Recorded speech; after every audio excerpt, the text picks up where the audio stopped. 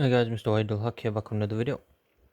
Today I'm going to be speaking about the DSG Clutch failure, progression and the stages of it.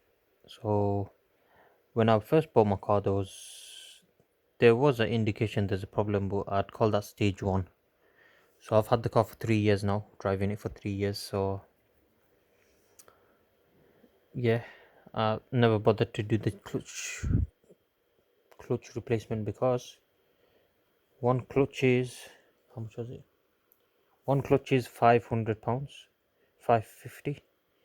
So, and the rule of thumb is if you're going to change one clutch, you might as well change the second pair as well. Because on a DSG, there's two clutches. So you got there's a set that does one. So there's 7 gears, this gearbox. So one clutch controls gear 1, 3, 5, 7. And your second clutch controls 2, 4, 6 and reverse. So the rule of thumb is if you're going to change that one clutch pack, you might as well change the other side as well, which is the whatever. But yeah, because they're most likely both gonna be worn, so there's no point doing a big expensive job again. Do you know what I mean? So for me, it didn't work out to be worth it because 550 is one pair of clutch. I mean one clutch, another clutch. So two clutches would be like a full one would be 1100, and then on top of that you have to pay for gearbox software, whatever it's called, software, the gearbox, I don't know what it's called, reflashing or something. You have to pay that as well, which is £150 or 1350. That's before any labor as well. Labor is a couple day job. We're looking about 600-700 quid. You're looking about £2,000 basically, near enough £2,000.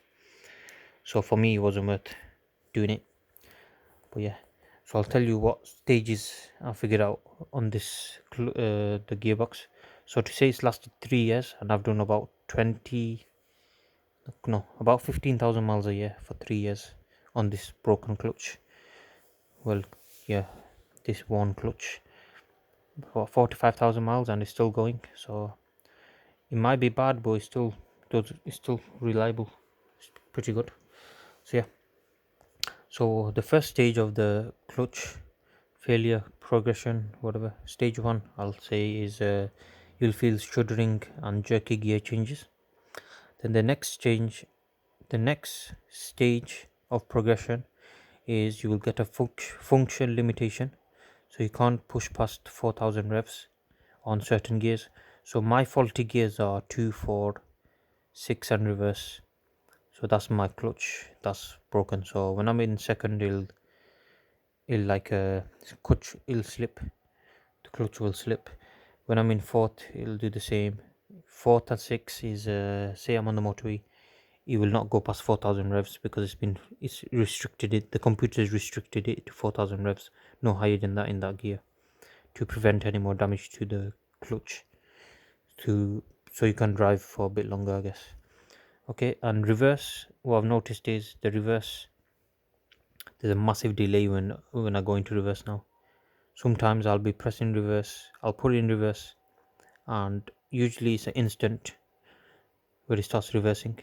Sometimes I'll just wait, I'll keep waiting, nothing's happened.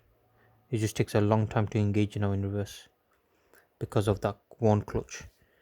Okay, so we want the second stage where you can't thingy and you can't, it's limited by the computer to 4000 revs on the certain gears that are faulty, and you get clutch slip. So the third stage, which I'm experiencing right now in the third year, so each stage is like a year pretty much, to be honest. Yeah. So the third stage, which I'm experiencing right now, is the clutches are squeaking badly. So every time it engages and disengages, you hear a very loud squeak, like a metallic squeak. I'll try pop a clip in now into this video, or I'll have another video anyway, separate on DSG clutch squeak. But yeah, I'll pop a video in now anyway, and I'll pop a video. Actually, I won't. Yeah, I'll pop a video in for this, but for the other video on the clutch slipping and 4000 rev limit, go check out my other video. I'll have it. I might have it in the description. If not, just check out my car playlist. It'll be in there. So this is stage 3 now on about. So we got the clutch is squeaking every time it changes gears. So first of all, I didn't know it was the gearbox. The way I figured it out was I took it to a mechanic. We first thought it was the wheel thing, but then we realized when I put it in park, squeak. When I put it in reverse, squeak. Every time I did anything with the gearbox, it was squeaking. So then when I put it, and then every time it shifts into one of the dodgy gears, which was second, 2, 4, 6, and reverse, it'd make that squeaking noise. So yeah, there's no avoiding that. Okay, so third stage, you got the clutch is squeaking, and delay in the gear change, and reverse gear is a bit bad as well. Sometimes when you're in reverse as well, you're gonna in the stage 3 where it's very on the way out. When you're in reverse, sometimes it will stop and make a massive. It'll make like a crashing noise, like a thud. It'll stop momentarily, so make sure you're ready for that. I'm just letting you be. I'm making you aware of this, guys. So you should really replace this. I should have really replaced this long time ago, but for me, it's not worth it. For someone else, maybe, but for me, it's not worth replacing it. Because if I replace these clutches for £2,000, I can sell the car for £2,000 more. So it makes no difference apart from I'll have a working car pretty much. But the only difference would be I'll lose out on having a car for about a week, 2 weeks. Depends how long they take, and yeah, and unexpected costs, I guess, and any problems that does occur with the new gearbox, clutches, and if they're not really doing the programming properly and all that. So yeah, it's just very inconvenient because I need my car for my work and everything. So yeah, so the fourth stage, which is the last stage, which I've not hit yet. Hopefully I won't hit it before I sell the car. So what will happen is you will get limited to certain gears. So my working clutches, there's 2 clutches, like I said. My working clutch is clutch 1. My one clutch is clutch 2. So clutch 1 controls gears 1, 3, 5, and 7. They were all working fine. There's no issues with them.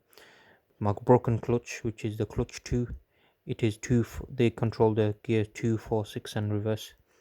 So on the 4th stage, which I've not reached yet, is close to it, but I don't know. We don't know what holds in the future. But yeah, the 4th stage, you're going to get limited to certain gears. So once you're at that final stage of there's no going back, you will literally cut off them gears. So then you can only travel in gears 1, 3, 5, and 7. So it's going to be in your first gear, it's going to be very, very loud. And then your third gear is okay, actually. That's a good pull. 5th gear will be alright as well, and 7th for 30. But 7th, you're going to be struggling a bit. But your fuel economy is going to take a massive hit because you can't look along at 30 miles an hour. You can't be in 7th. It usually sits around 6th gear, so you'll be sat in 5th probably after if you're in restriction mode like that. So yeah, so that's pretty much Lymph mode. Fourth stage is Lymph mode, where you're limited to the one set of clutch, the working clutch basically only, and that's when it's critical. You need to take it to a gearbox. You need to take it to a garage, I mean. But yeah, so make sure these are the stages that I've realized. If anyone else has any input, let me know, guys, if you've had any experiences with this. So the main reason this failed so early, it's only 60,000 miles were got on the car.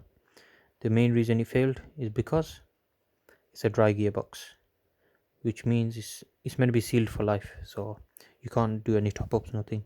So what happens is these clutches, they get dry over the years from the heating and cooling cycles of the oil. So over time the oil's obviously going to go, it's going to evaporate, it's going to go bad, it's not going to be as efficient.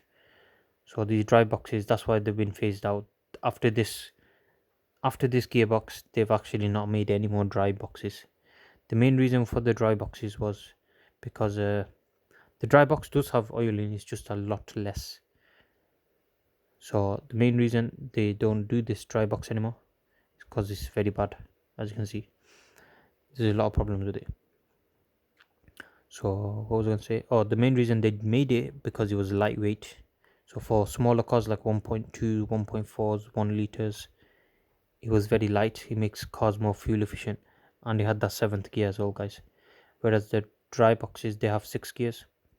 But then the newer ones, the newer dry boxes, I think they brought back 7 and 8 gears maybe. So we'll have to check on that as well. But yeah, there's no more dry boxes after this car. So yeah. Anyways, guys, thank you guys for watching. Yeah, this is my gearbox. And yeah, to be honest, I gotta give Volkswagen props. I gotta say to them, pretty damn good. From the first initial warning of the clutch problem, 3 years on, 45,000 miles later, we're still driving, guys, on the same shitty clutch. So yeah, there's nothing, I can't really complain, guys. I can't really complain. It's not my problem anymore, I guess. The car's getting sold. But I'm not, obviously I'm going to list it and tell them I'm going to lower the price as well. But yeah, it is what it is, guys. Anyways, guys, thank you guys for watching. Please subscribe to our channel. See you guys next time. Goodbye.